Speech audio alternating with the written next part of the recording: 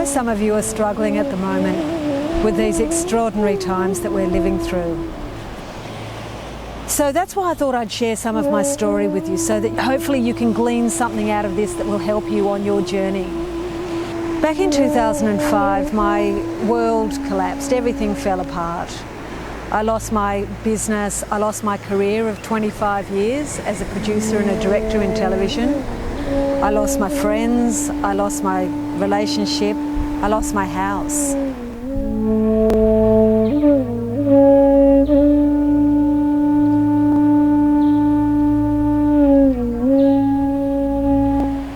I ended up here in this coastal hamlet, and eventually I started cleaning. And I started cleaning really as a spiritual practice.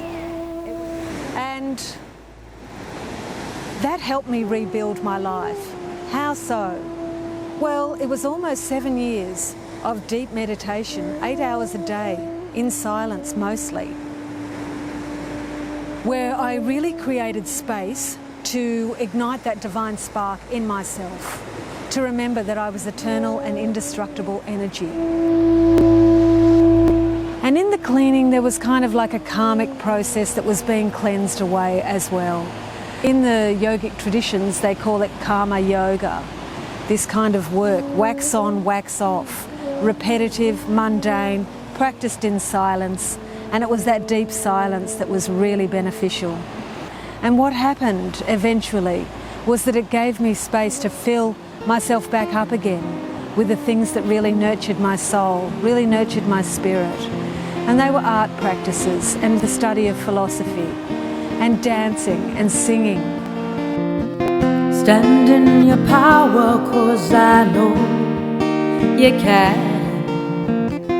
Walking together with your fellow man. Animals and children, they will take your hand. Walk together on these sacred lands. The most important thing that I did at the time, I think, was I took my shoes off, and I've never really put them back on again.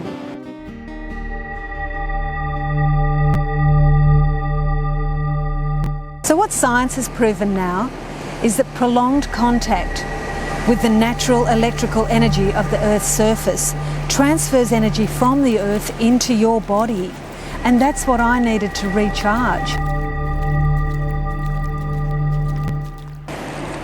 In essence, we're all live wires and we need the Earth to ground us.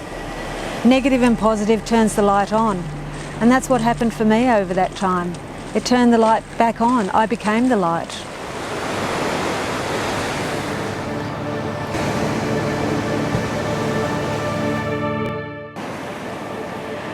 As time went on, I realised that all I'd lost all those years ago was the attachment to delusion.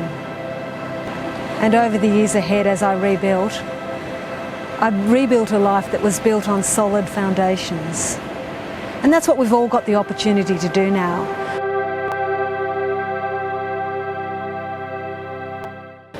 We are in the grips of a massive climate crisis right now. Extreme heat is putting the most vulnerable of our communities at risk. Our world is literally on fire. There's no question that we've stepped into something that is beyond most of our capacities to cope well, especially with the introduction of this pandemic, COVID-19 coronavirus. There's one thing that we need to do, and that's really to step up into our full sovereignty now.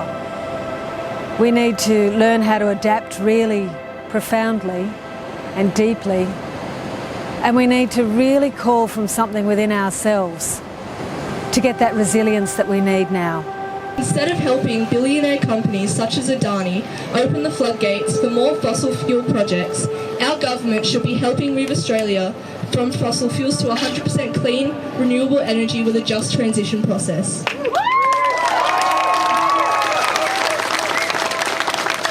Self-care now is the most important thing that we could do, but not airy-fairy self-care. We need really, really solid practices to help us get through. Practices that are based on science, that have medical studies behind them. And I'm so honoured to have this opportunity now to partner with Kathy Malocco in the WOW Self-Care School, so that perhaps we can facilitate some of these changes and help you through this difficult time that we're all facing now. Hey Baba, hey Baba. Blossom. Mama loves Blossom. Yes, Mama loves